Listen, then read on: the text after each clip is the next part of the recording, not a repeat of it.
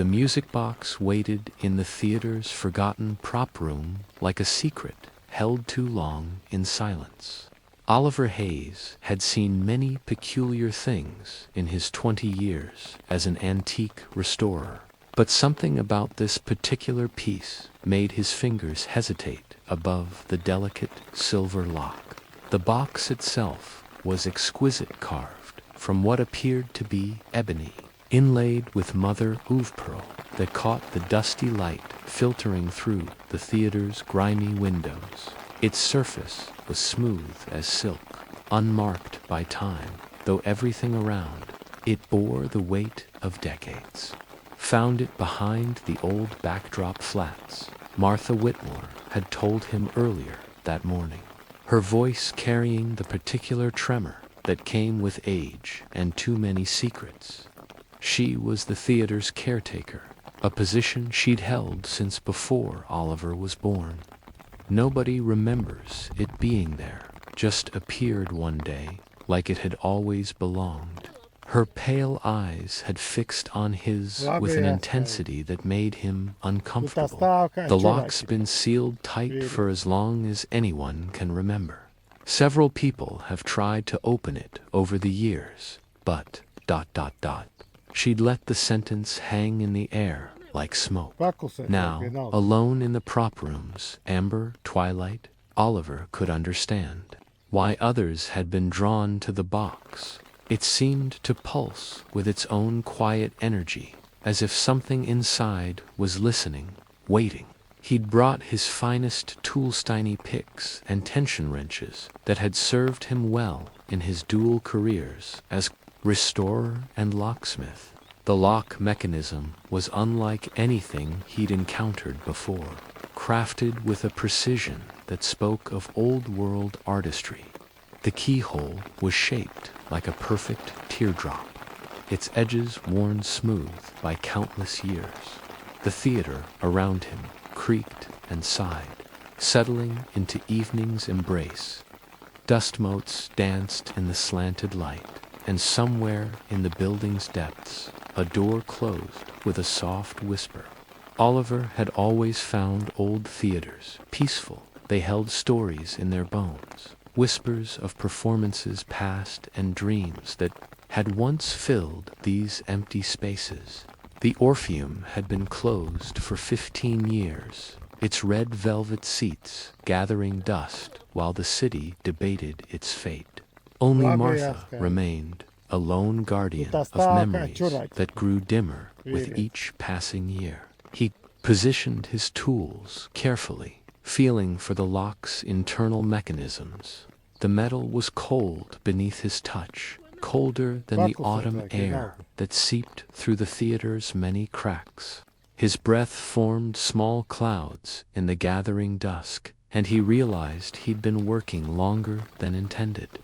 The prop room's single bulb casts long shadows across the accumulated detritus of decades' costume pieces, painted backdrops, and furniture that had once graced countless stages.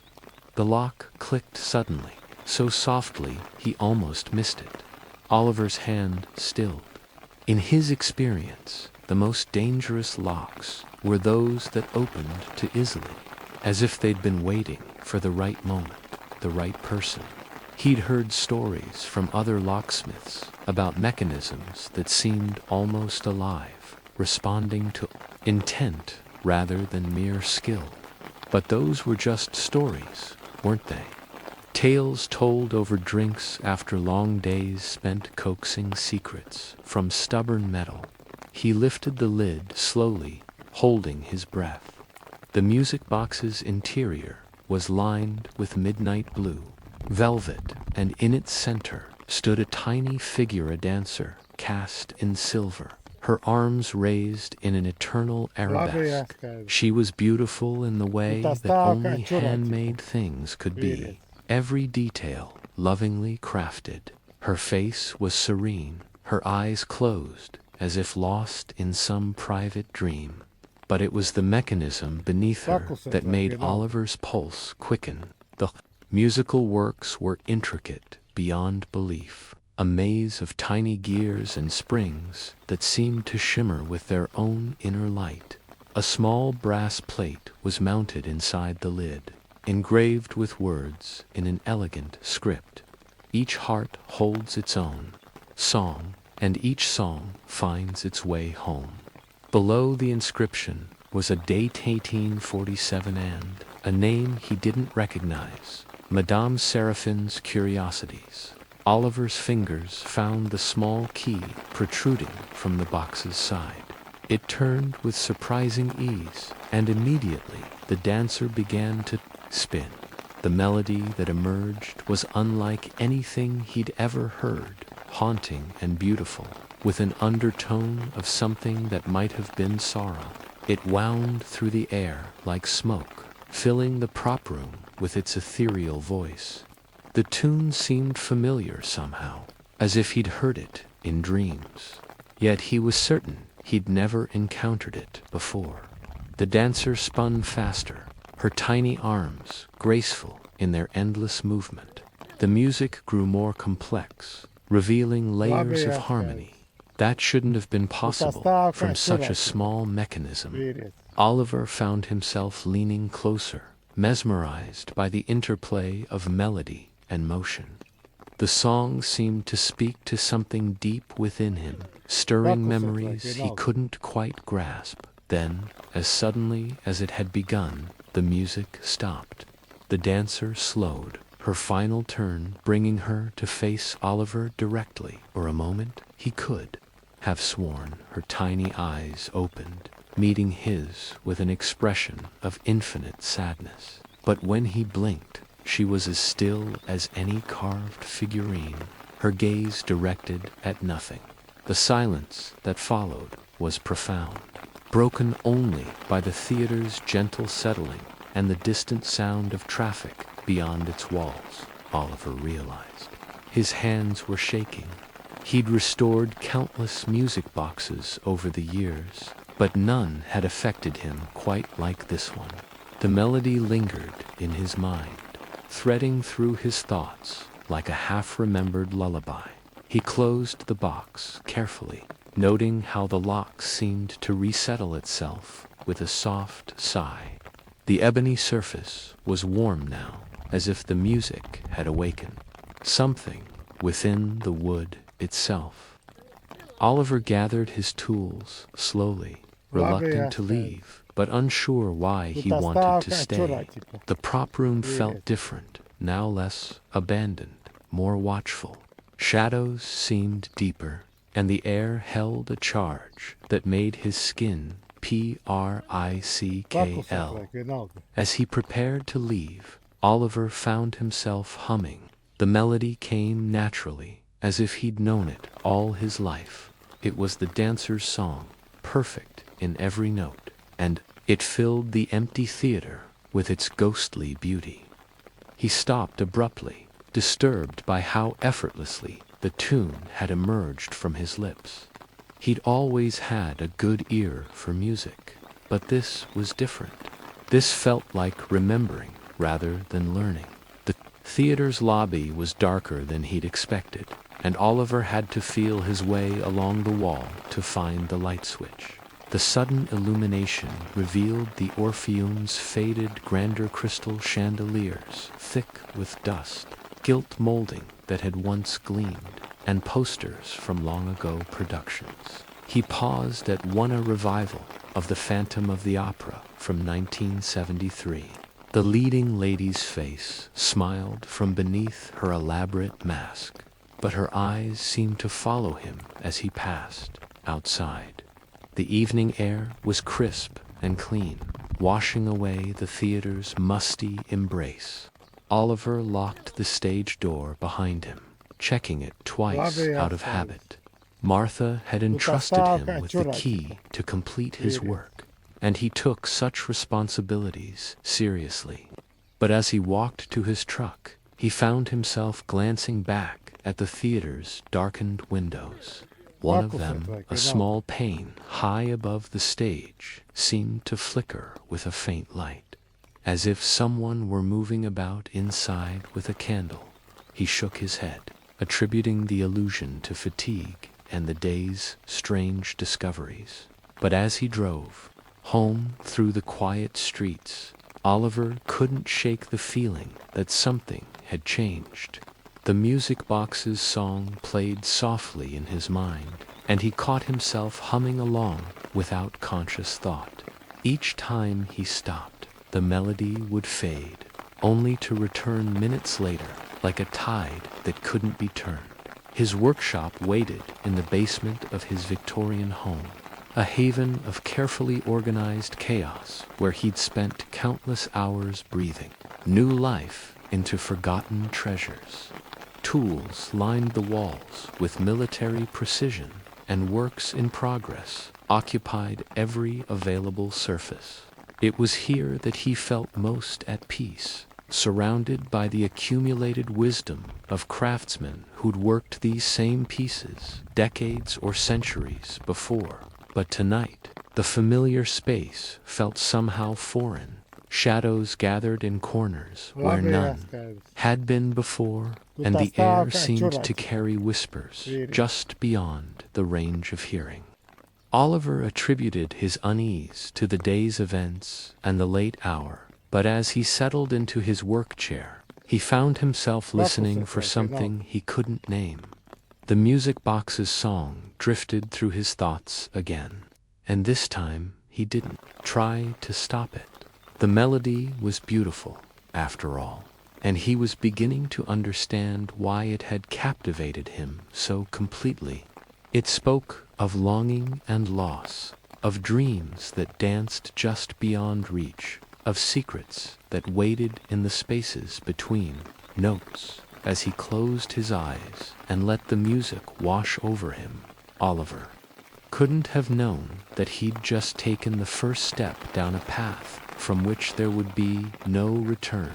3 days passed before Oliver realized the song had followed him home.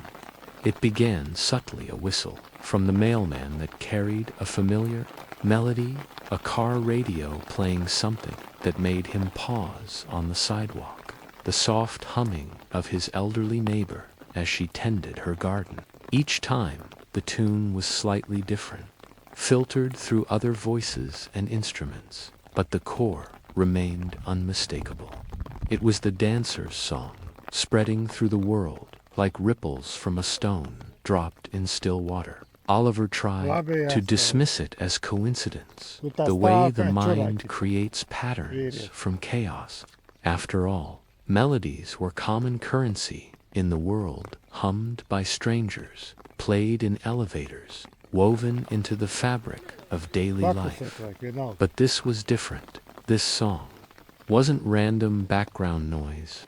It was deliberate, purposeful, as if it were seeking him out wherever he went. The first incident that truly unsettled him occurred at the grocery store. He was selecting apples, weighing each one in his palm, when he heard a child singing. The voice was sweet and clear, cutting through the store's ambient noise like a blade through silk. Oliver turned to see a girl of perhaps 8 sitting in a shopping cart while her mother studied a list. The melody flowing from her lips was unmistakable, the music box's haunting refrain, perfect in every note. "Excuse me," Oliver approached. The woman, his voice carefully casual. "That's a beautiful song your daughter is singing. Where did she learn it?" The mother looked puzzled. "I'm sorry. What song?" She glanced at her daughter, who was now quietly examining a toy she'd pulled from her mother's purse.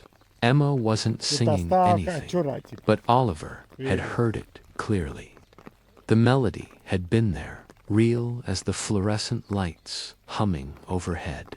He studied the child's face, looking for some sign of recognition, but her attention was entirely focused on her toy. Yet, as he walked away, he could have sworn he heard her humming again, so softly it might have been his imagination. That evening, Oliver sat in his workshop, trying to focus on a delicate repair job, 19th century pocket watch with a mainspring that had seen better days, but his hands trembled slightly as he worked, and twice he had to put down his tools to still the shaking. The music box's song played constantly in his mind now, a continuous loop that grew more insistent. With each repetition, he'd researched the name from the boxes. Inscription, Madame Seraphine's Curiosities, but found nothing definitive.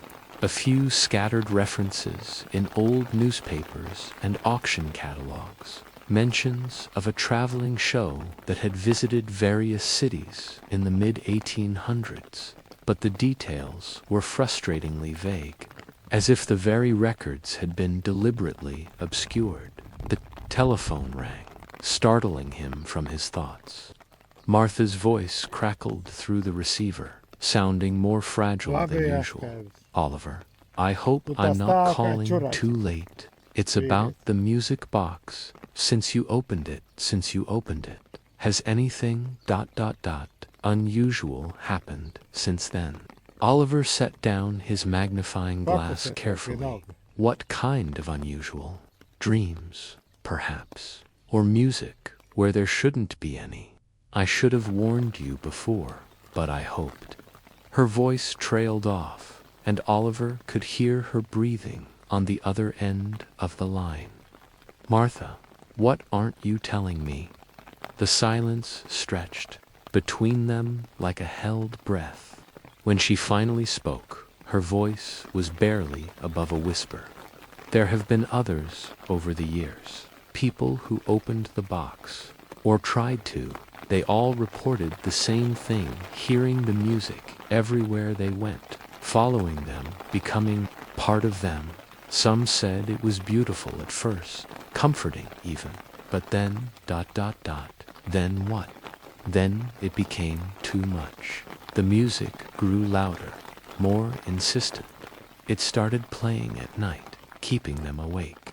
They'd hear it in their dreams, in their heartbeat, in the sound of their own breathing. And eventually ... Oliver's grip tightened on the receiver. Eventually. What, Martha?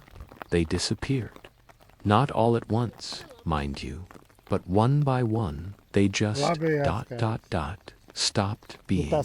Some moved away suddenly, cutting all ties. Others had accident scar, crashes, falls, drownings, always while they were humming that damned song. The workshop felt suddenly cold, and Oliver found himself glancing at the shadows that gathered in the corners. Why didn't you tell me this before? Because I hoped you'd be different. You have such skill with locks, such understanding of their mechanisms. I thought perhaps you could open it and close it again, trap whatever's inside. But I was wrong, wasn't I? It's already started. Oliver couldn't deny it. The song was there even now, threading through his thoughts like a parasite. What is it? What's in the box? I don't know, Martha admitted, but I have theories. The theater has a history, Oliver. Dark things happened here, long before it became the Orpheum. There was a fire in 1851, killed a dozen people. Before that, it was a dance hall where a young woman died under mysterious circumstances. Some say she was murdered, others that she took her own life. But everyone agrees on one thing: she was found in the prop room, humming a song no one had ever heard before. Oliver felt a chill that had nothing to do with the autumn air seeping through his workshop windows. You think the box is connected to her. I think the box contains her, or part of her, anyway. The part that couldn't let go, couldn't stop dancing. Martha's voice grew stronger, more certain. I've been the theater's caretaker for 40 years, Oliver. I've seen things that would make your hair turn white. That box has been waiting, patient as death, for someone with the skill to open it. And now that you have, The line went dead. Oliver stared at the receiver, then quickly dialed Martha's number. It rang and rang, but no one answered. He tried again, with the same result. Fear began to creep up his spine like cold fingers. He was halfway to his truck when he heard the music box's melody, drifting from his own workshop. But he'd left the box at the theater, locked away in Martha's office. The song couldn't be coming from there. Yet, as he stood in his driveway, the melody grew clearer, more defined. It was playing from inside his house, as if the music box had somehow followed him home. Oliver crept back to his workshop, his heart hammering against his ribs. The melody was definitely coming from inside, but when he pushed open the door, the room was empty, silent. His tools hung in their proper places, his work projects undisturbed, but the air felt different, charged with a presence that made his skin crawl. He was about to leave when he noticed his pocket watch repair project. The delicate timepiece lay open on his workbench, its mechanism exposed. But something was wrong. The watch was running, its hands moving in perfect synchronization with the music box's melody. Each tick corresponded to a note, each talk to a beat. The watch had become a conductor's baton, keeping time for a symphony only Oliver could hear. He snatched up the watch, intending to stop its movement, but the moment his fingers touched the case, the music grew louder. It filled the workshop, echoing off the walls and ceiling until it seemed to come from everywhere at once. The melody was no longer just in his mind, it was in the air itself, in the vibrations of the floorboards, in the very atoms that surrounded him. Oliver stumbled backward, the watch still clutched in his hand. The music followed him, growing more insistent with each step. He could feel it in his bones now, resonating through his skeleton like a tuning fork. His heart began to beat in time with the rhythm, his breathing to match the song's gentle rise and fall. He ran then, bursting from the workshop and into the night. But the music came with him, carried in his blood and breath. It was part of him now, woven into the very fabric of his being. And as he stood gasping in his driveway, Oliver realized with growing horror that he was humming along. The melody poured from his lips effortlessly, each note perfect and pure. He tried to stop, clamping his mouth shut, but the song found other ways to escape. It whispered from his pores, hummed in his pulse, sang in the rhythm of his terrified breathing. He was becoming a vessel for something ancient and hungry, something that had waited in the darkness for far too long above him. The stars wheeled in their eternal dance, indifferent to the small human drama playing out below. But Oliver no longer saw them. His eyes were fixed on his house, where every window now glowed with a soft, silvery light. And in that light, he could see Hertha, dancer from the music box, no longer tiny, but life-sized, spinning in his living room with her arms raised in eternal arabesque. She was beautiful and terrible, her face serene, but her eyes filled with an endless hunger. As she danced, her lips moved in silent song, and Oliver realized she was singing the same melody that now controlled his every breath. She had found her way out of the box, or perhaps she had never been trapped at all. Perhaps she had only been waiting for the right person to open the door between her world and his. The dancer's eyes met his through the window, and her smile was like winter, moonlight on snow. She raised one graceful arm, beckoning him home, and Oliver felt his feet begin to move against his will. The music grew louder, more insistent, drowning out the sound of his own thoughts. Step by step, he walked toward his house, toward the light, toward the dance that would never end. Oliver's hand froze on the doorknob of his own home. The metal was ice cold beneath his palm, and he could feel vibrations running through it, the rhythm of the music box's melody, transmitted through the very bones of the house. Inside, the silvery light pulsed in time with the song, and he could see her more clearly now. The dancer had grown larger, more solid, her eternal arabesque casting shadows that moved independently of her form. He tried to turn away, but his body no longer obeyed him completely. The music had sunk its hooks deep into his nervous system, and each note pulled him forward like a marionette on invisible strings. His feet moved of their own accord, carrying him across the threshold and into his transformed home. The familiar living room had become something else entirely. Furniture had been pushed to the walls, creating an open space in the center where the dancer spun. The air shimmered with that strange light, and Oliver could see other figures, now translucent, shapes that moved at the edges of his vision. They were all dancing, all humming the same haunting melody, their faces bearing expressions of blissful torment.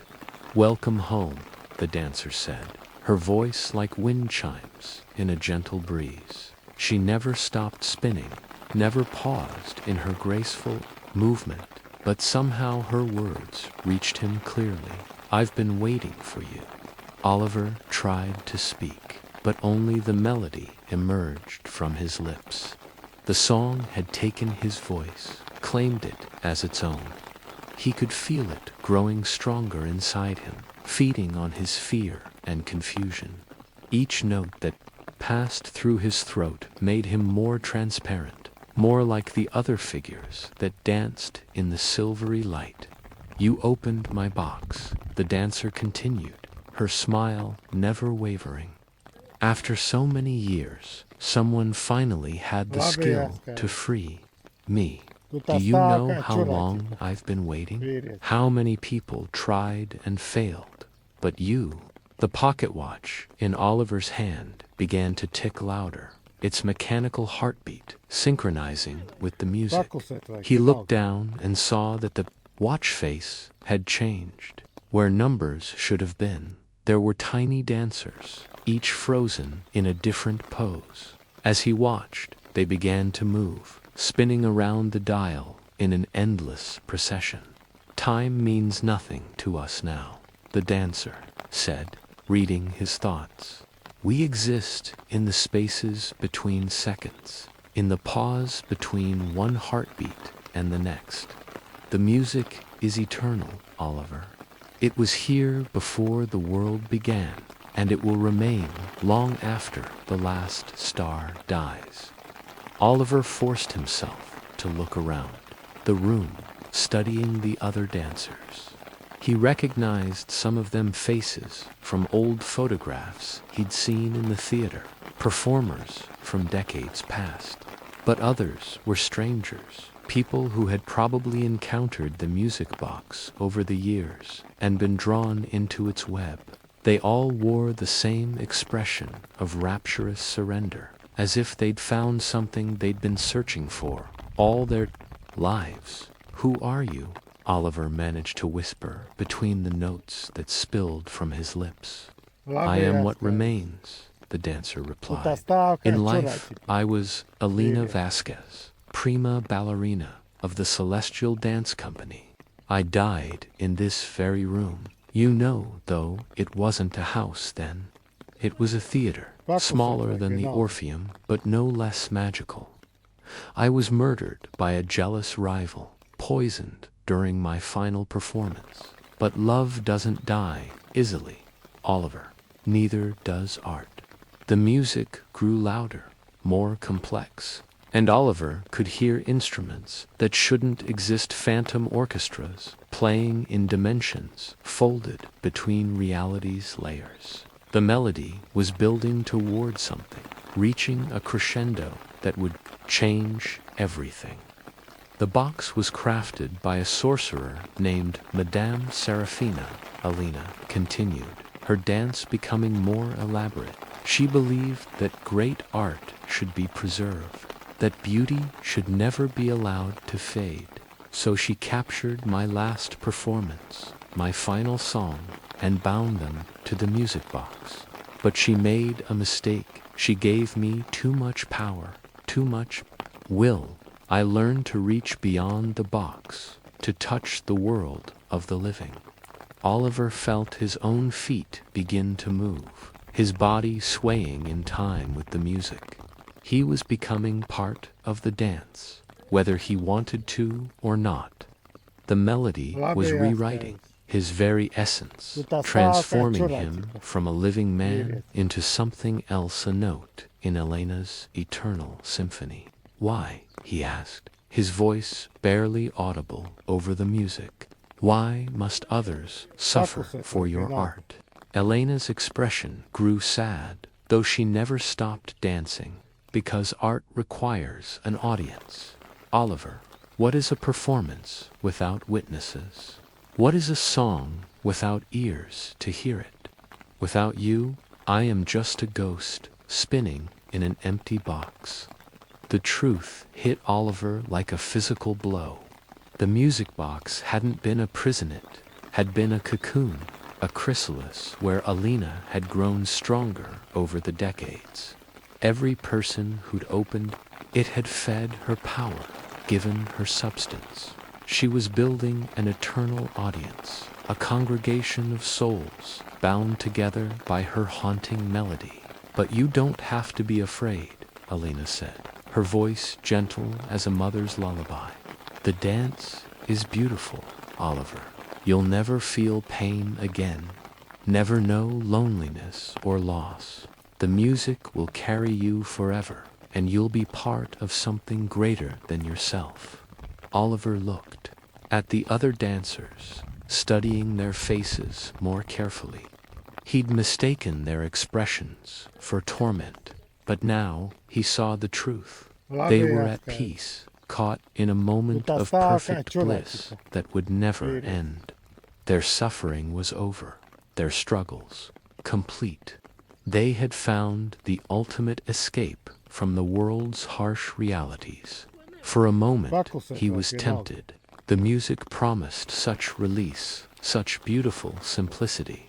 No more difficult decisions, no more lonely nights in his workshop, just the eternal dance, the endless song, the perfect peace of surrender. But then he remembered Martha's voice on the phone, her words of warning. He thought of his life, imperfect perhaps, but real in ways that this phantom existence could never be. The music might offer peace, but it was the peace of death, of endings disguised as beginnings. With tremendous effort, Oliver forced himself to stop humming. The silence that followed was deafening, a vacuum that seemed to suck the very air from the room. Elena's dance faltered for the first time, her graceful movements becoming jerky and uncertain. "You cannot resist," she said, her voice losing its musical quality. "The song is in your blood now, part of your very soul. You opened the box, Oliver. You invited me in." "I didn't know," Oliver gasped, his voice hoarse from the effort of speaking. "I was just doing my job."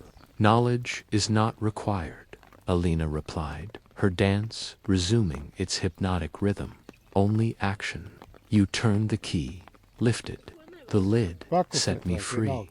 The consequences are yours to bear." The pocket watch in Oliver's hand began to smoke, its metal heating up until it burned his palm. He dropped it, and the moment it hit the floor, the device exploded into 1,000 tiny dancers. They swarmed across the room like silver butterflies, each one singing a different part of Elena's song. The melody became a chorus, then a symphony, then something beyond human comprehension. Oliver felt his resistance crumbling. The music was too beautiful, too perfect to deny. His feet began to move again, his body swaying in time with the eternal rhythm. He was becoming part of the dance, joining Elena's audience of the enraptured dead. But as the transformation began, as his solid flesh started to become translucent and strange, Oliver heard something else's sound that cut through the music, like a blade through silk. It was coming from outside, growing stronger with each passing moment. Sirens, fire trucks, the sound of breaking glass and shouting voices. Elena's dance stuttered again, her perfect composure cracking like a porcelain mask. "No," she whispered, her voice filled with desperate fury. "Not again. Not when I'm so close." The lights in the room began to flicker, and Oliver felt the music's grip on him loosen slightly. Whatever was happening outside, it was disrupting Elena's power, breaking the spell that had held him captive. He had to act now while he still could. With the last of his strength, Oliver began to hum a different song, a simple melody his grandmother had sung to him as a child. It was nothing special, just a lullaby about sleeping safely through the night, but it was his own. It belonged to his world, his life, his memories. Elena screamed, a sound like breaking crystal, and the silvery light began to fade. The other dancers turned toward Oliver, their faces no longer peaceful, but hungry, desperate. They reached for him with translucent hands, trying to pull him back into their eternal performance. But Oliver kept humming his grandmother's song, holding on to it like a lifeline. The melody was warm and real, untainted by Elena's supernatural influence.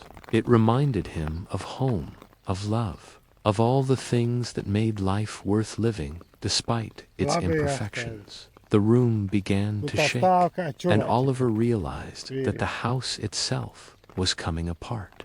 Elena's power was collapsing, and without it, the supernatural architecture she'd created couldn't sustain itself. The walls were becoming transparent, revealing the truth beneath. This wasn't his house at all. It was the old theater, the one that had burned more than a century ago, somehow overlaid onto his reality like a ghostly double exposure.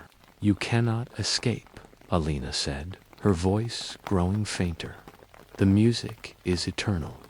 Even if you break free tonight, it will find you again. It will always find you." Oliver didn't answer. He was too busy running, his grandmother's lullaby still flowing from his lips as he stumbled toward what he hoped was an exit. Behind him, Elena's dance was becoming a frenzied spiral, her movements growing more desperate with each passing second.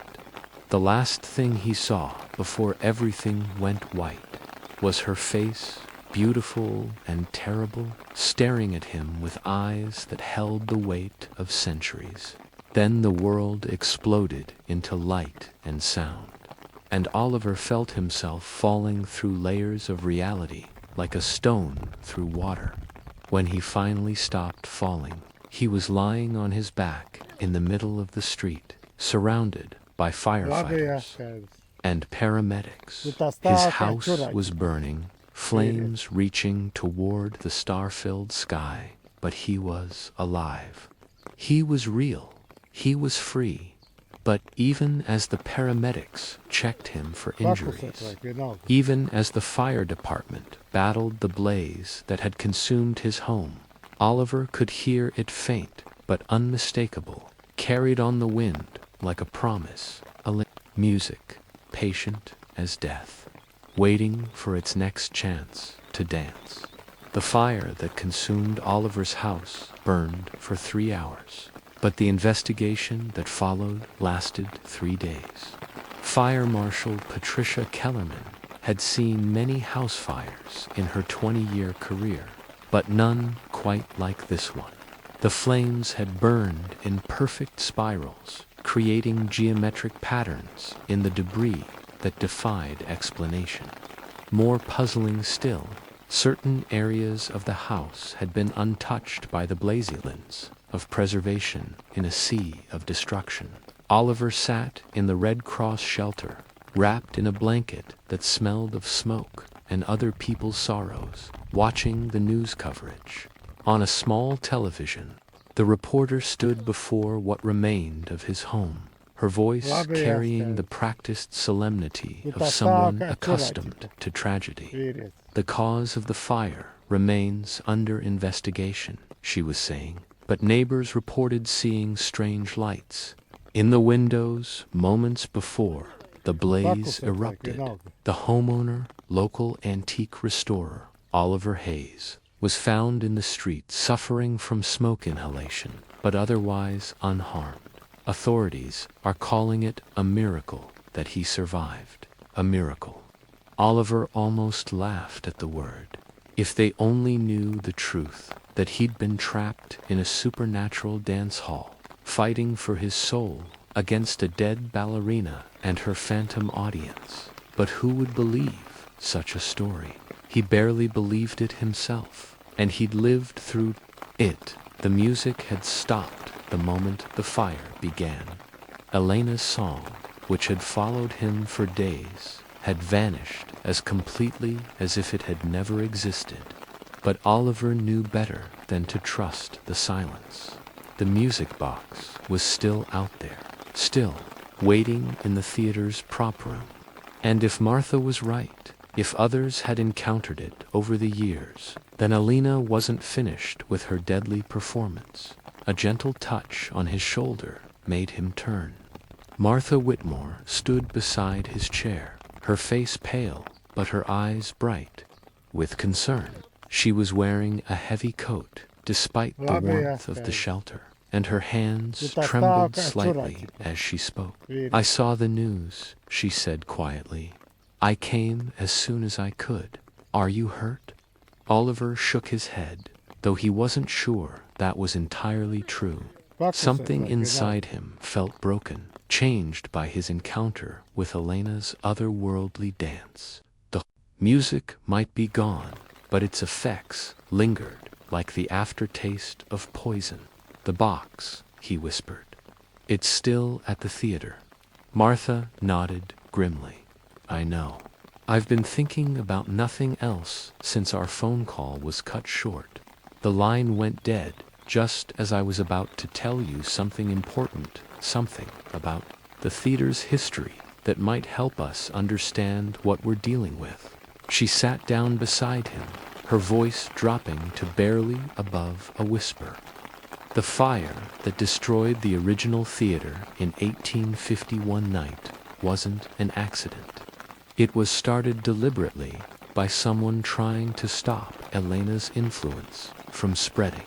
You see, she'd been appearing to people even before her death, drawing them into her performances. The theater manager, a man named Cornelius Blackwood, realized what was happening and tried to burn her out. But he was too late. She'd already bound herself to the music box. Oliver felt a chill that had nothing to do with the shelter's air conditioning. So the fire didn't stop her. No, if anything, it made her stronger. The trauma of the burning, the death of everyone trapped inside, it all fed her power. She used that energy to reach beyond the physical world, to touch the lives of anyone who encountered her music. The box was recovered from the ruins, passed from collector to collector over the years, and wherever it went, people died. Then, why keep it? Oliver asked. Why not destroy it? Martha's laugh was bitter. Do you think no one tried? The box has been thrown into rivers, buried in consecrated ground. even blasted with dynamite. Nothing works. It always returns, always finds its way back to the theater. It's as if the place calls to it, draws it home like a magnet, Oliver thought. About his encounter with Alina, her claims about art and preservation and the eternal dance. She said she needed an audience, that art without witnesses was meaningless. Yes, Martha agreed, but I think there's more to it than that. Alina isn't just preserving her art, she's feeding on it, using it to grow stronger. Every person who hears her music, every soul she claims for her dance, makes her more powerful. She's building something, Oliver, an army of the dead. The implications of Martha's words settled over Oliver like a shroud. If Alina was indeed growing stronger, if she was collecting souls for some greater purpose, then the music box was more than just a cursed artifact. It was a weapon, a tool of spiritual warfare that could potentially threaten far more than just isolated individuals.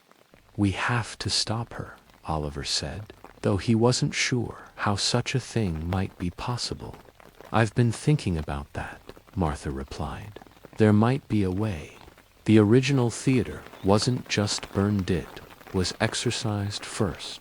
Cornelius Blackwood was a devout man, and he brought in a priest to perform the ritual.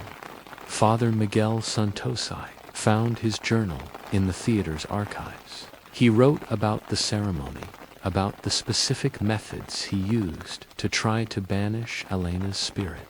Oliver felt a spark of hope. Did it work? Partially. The ritual weakened her, forced her to retreat into the music box. But Santos made a mistake. He didn't destroy the box itself. He thought containing her would be enough.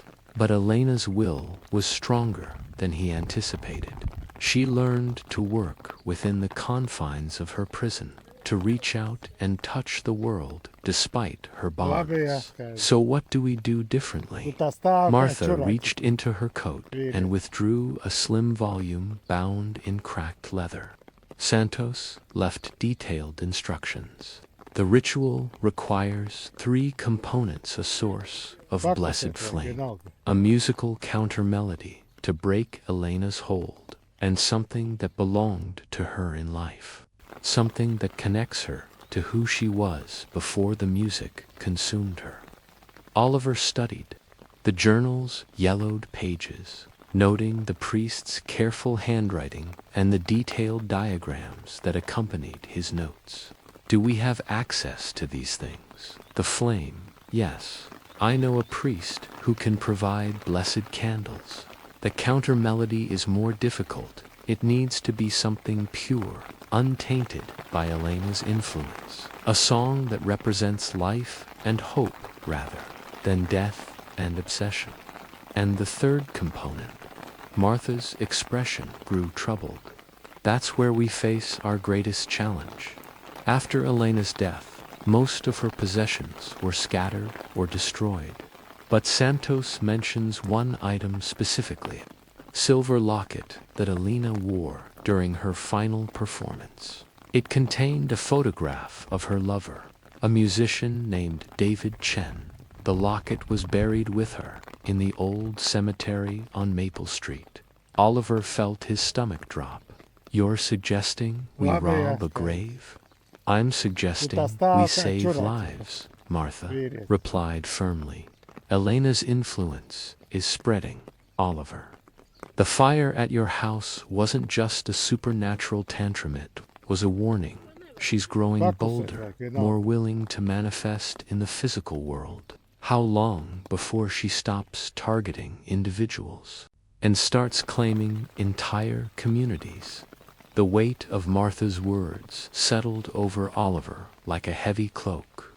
He thought about the child in the grocery store, humming Elena's melody with perfect innocence, about the mailman whistling the tune as he delivered letters, about all the small moments when the music had touched other lives. If Elena was indeed growing stronger. If her influence was spreading like a virus through the community, then dramatic action might be necessary. There's something else, Martha continued, her voice dropping to barely above a whisper. The fire at your house wasn't random. Elena was trying to bring you fully into her world, to make you part of her eternal performance. But when you resisted, when you sang that other song, it disrupted her power. The fire was her way of trying to finish what she'd started. Then, why am I still alive? But Oliver, the link isn't severed, it's just dormant. She can still reach you, still influence you. The only way to be truly free is to destroy the source of her power. Oliver closed the journal and looked around the shelter.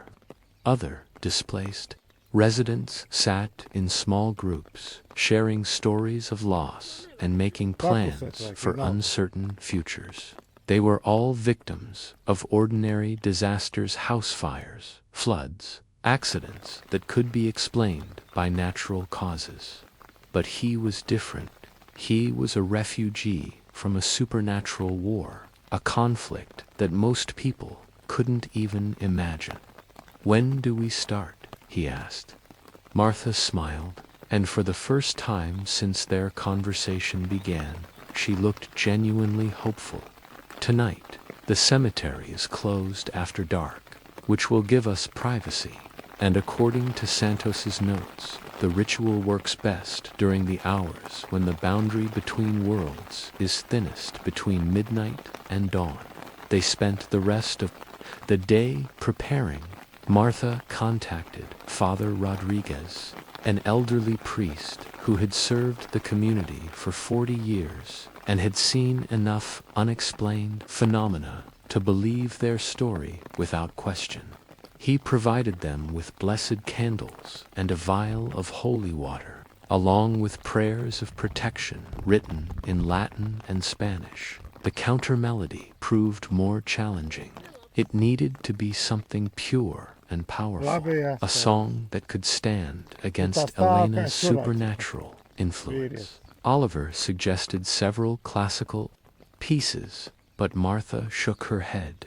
Santos wrote that the counter-melody draws its power from the performer's connection to it. What song means the most to you? What melody represents your strongest memories of life and love? Oliver thought immediately of his grandmother's lullaby, the simple tune that had helped him escape Elena's dance. But when he tried to hum it, the notes felt flat and powerless. The song had already been used, its spiritual energy depleted by his earlier escape. Then he remembered something else, a song his mother had sung while working in her garden. A folk tune about seeds growing in dark soil and flowers blooming in unexpected places.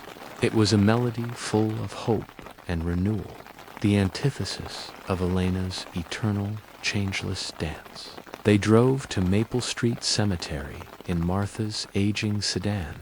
The graveyard was older than the city itself, its weathered headstones marking the resting places of pioneers and immigrants, soldiers and civilians, all the forgotten souls who had built the community with their lives and dreams. Elena's grave was in the oldest section, marked by a simple stone that bore only her name and dates.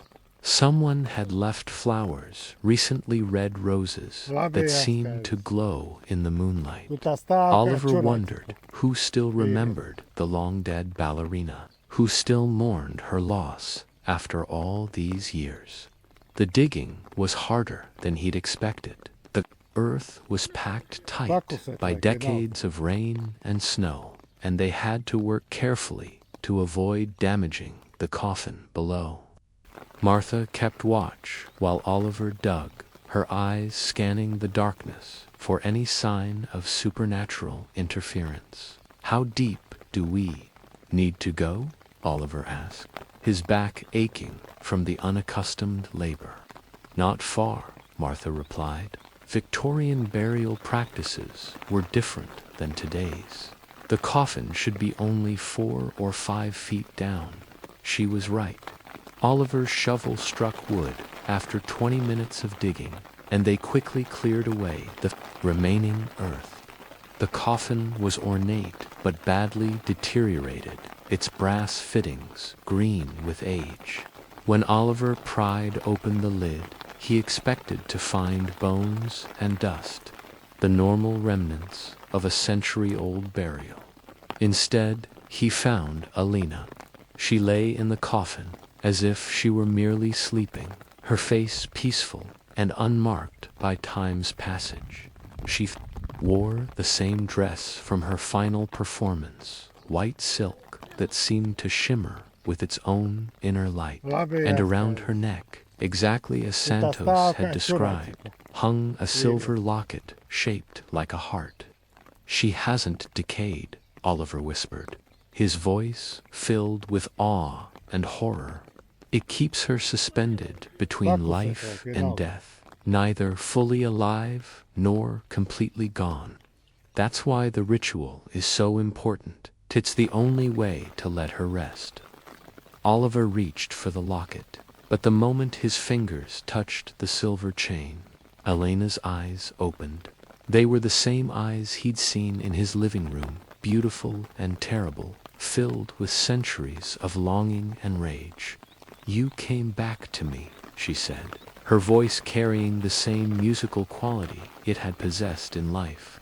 "I knew you would. The music always brings them back."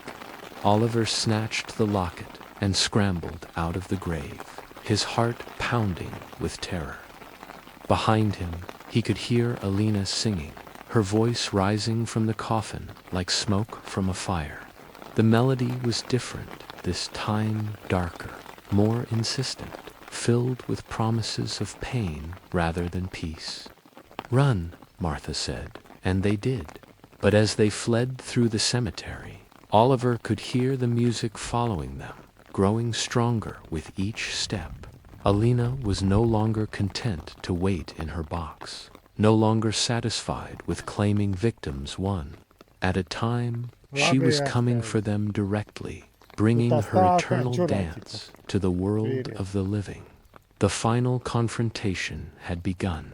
The Orpheum Theater stood like a monument to forgotten dreams, its facade dark against the star-filled sky.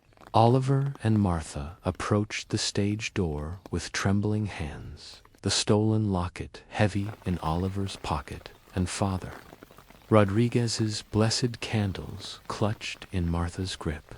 Behind them, the cemetery bells were tolling midnight, each chime seeming to echo with Elena's supernatural voice. "She's already here," Martha whispered, pointing to the theater's windows. They glowed with that familiar silvery light, pulsing in rhythm with a melody that seemed to emanate from the very stones of the building. Oliver felt the music tugging at his consciousness, trying to reclaim the hold it had once possessed. But this time he was prepared.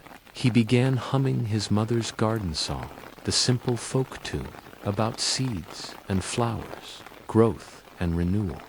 The melody created a barrier around his thoughts, protecting him from Elena's influence. They entered through the stage door, moving carefully through corridors that flickered between past and present.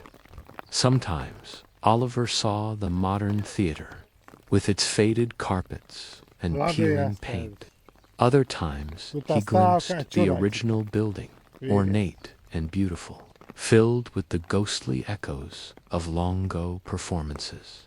The prop room waited at the end of the hallway, its doors standing open like a mouth ready to swallow them whole. Inside, the music box sat on a pedestal of crystallized light, its lid open and the tiny dancer spinning faster than should have been physically possible. The melody that emerged from the box was no longer sweet and haunting. It was aggressive, demanding filled with the fury of a spirit too long denied. But the music box was not alone. Around it, in a circle of supernatural radiance, stood Elena's audience hall, the souls she had claimed over the decades. They were more solid now, more real, their forms fed by the psychic energy of the coming confrontation. Oliver recognized some of them from his previous encounter, but others were new. People who had fallen under Elena's spell in the days since his escape. And there, in the center of the circle, was Elena herself. She was no longer the ethereal figure from the music box or the preserved corpse from the cemetery. She was alive, vibrant, terrible in her beauty. Her white dress moved like liquid light, and her eyes held the depths of eternity. "Welcome to my theater," she said, her voice carrying over the music like a soprano's aria. "I've been preparing for this moment, Oliver, this final performance that will seal my triumph over the world of the living." "Your triumph ends tonight," Martha replied, stepping forward with Father Rodriguez's journal clutched in her hands. "We know how to stop you, Elena. We know how to set you free." Elena laughed, a sound like breaking bells. "Free? I am already free. I am more free than I have ever been. Tonight, I will dance my way into the hearts of everyone in this city, and they will join my eternal performance. No more hiding in boxes, no more waiting for the perfect moment. Tonight, I claim the world." The music grew louder, more complex, and Oliver felt its pull like a physical force. The other dancers began to move, their forms swaying in perfect synchronization with Elena's choreography. They were all part of her now, instruments in a symphony of spiritual domination. But Oliver was ready. He reached into his pocket and withdrew the silver locket, holding it up so Elena could see it. "I have something that belongs to you."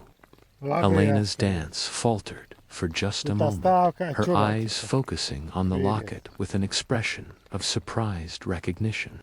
"David's photograph," she whispered. "I thought it was lost forever."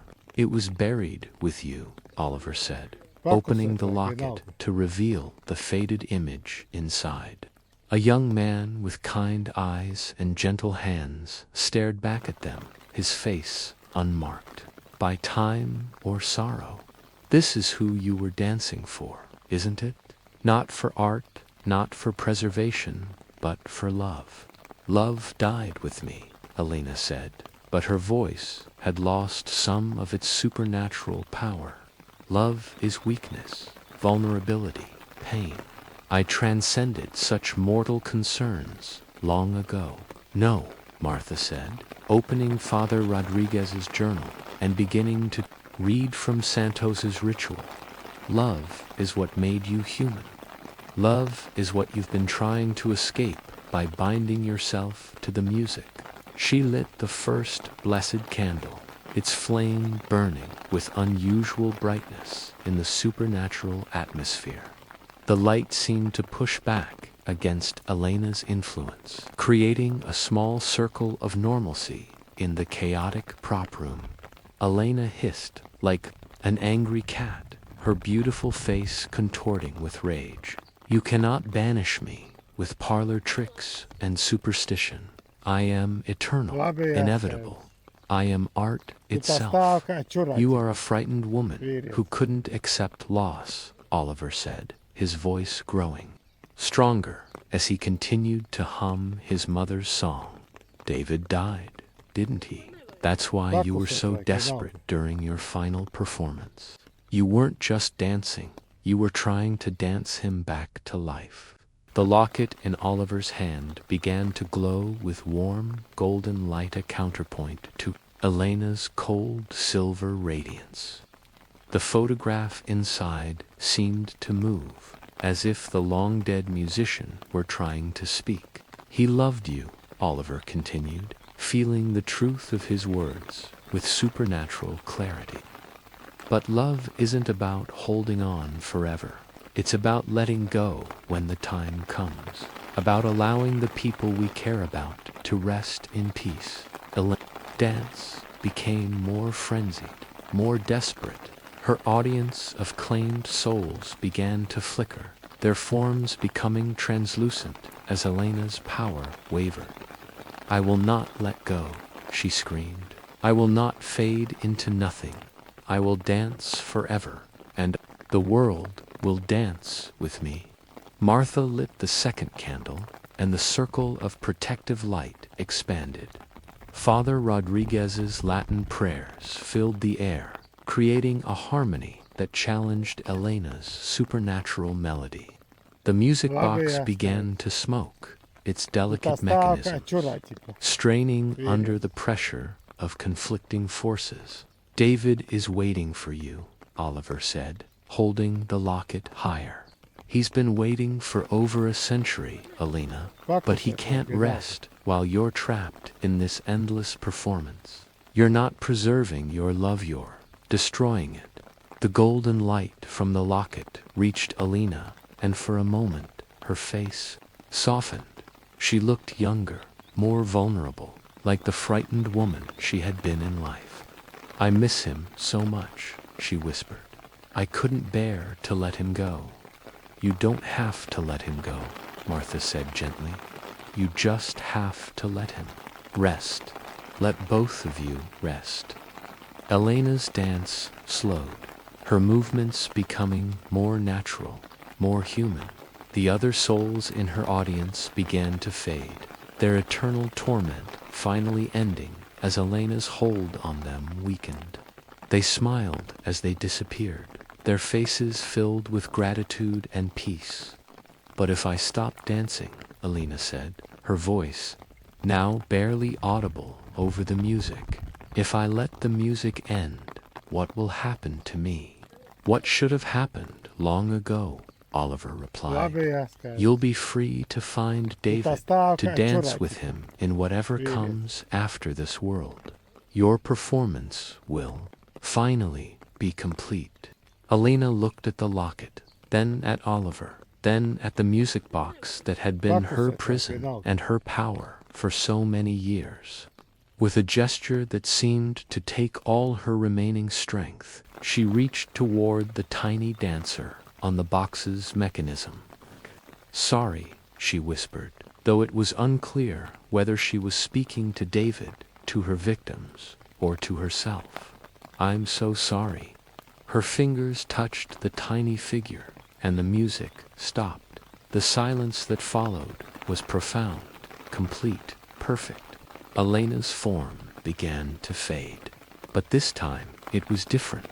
Not the angry dissolution of a thwarted spirit, but the gentle fading of someone finally at peace.